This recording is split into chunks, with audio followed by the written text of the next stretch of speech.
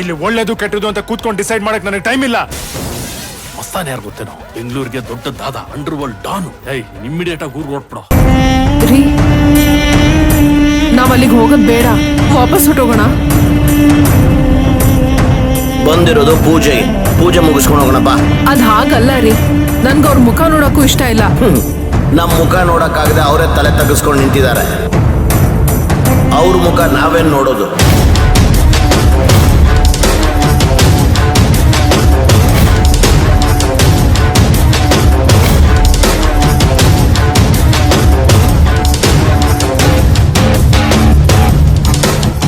ಬಾಬಾ ಬಮ್ಮ.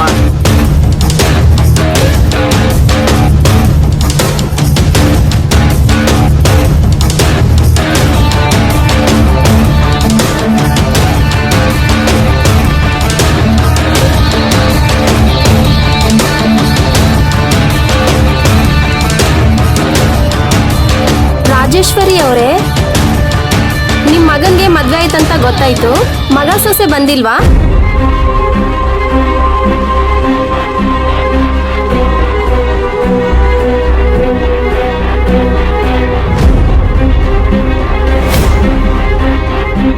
ಅವ್ರ ಸೊಸೆ ಇಲ್ಲಿಗೇನಕ್ಕೆ ಬರ್ತಾರೆ? ಇಲ್ಲಿ ತೊಳೆಯೋದು ಬಳಿಯೋದು ಏನಾದ್ರೂ ಇದ್ದಿದ್ರೆ ಅವ್ರ ಸೊಸೆ ಓಡೋಡಿ ಬಂದಿರೋಳು.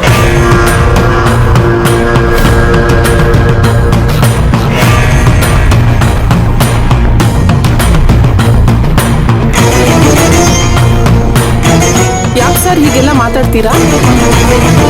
ರಾಜೇಶ್ವರಿ ಮೇಡಮ್ ಎಷ್ಟು ದೊಡ್ಡ ಶ್ರೀಮಂತರು. ಅವ್ರು ಯಾಕೆ ಕೆಲಸದೊಳ್ಳ ಸೊಸೆ ಮಾಡ್ಕೋತಾರೆ?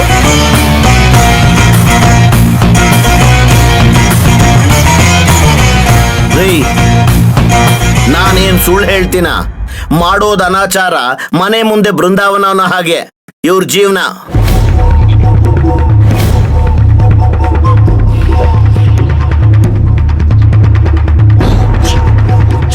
ಅವ್ರ ಮಗ ಮದುವೆ ಆಗಿರೋದು ಯಾರನ್ನ ಗೊತ್ತಾ? ಅವ್ರ ಮದುವೆಯಲ್ಲಿ ಕೆಲಸ ಮಾಡಕ್ ಬಂದಿದ್ಲಲ್ಲ, ಆ ಕೆಲ್ಸದವಳನ್ನ.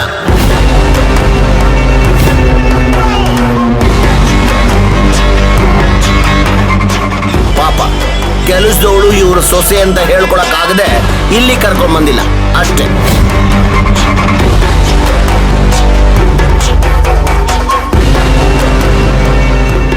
ಸರ್, ಸುಮ್ಮನೆ ಅವರಿಗೆ ಅವಮಾನ ಆಗುವಂಥ ಮಾತು ಮಾತಾಡಬೇಡಿ.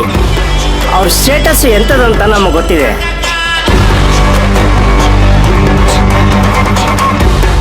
ಅವ್ರ್ಯಾಕೆ ಕೆಲಸ ಮಾಡೋರನ್ನ ಸೊಸೆ ಮಾಡ್ಕೊತಾರೆ?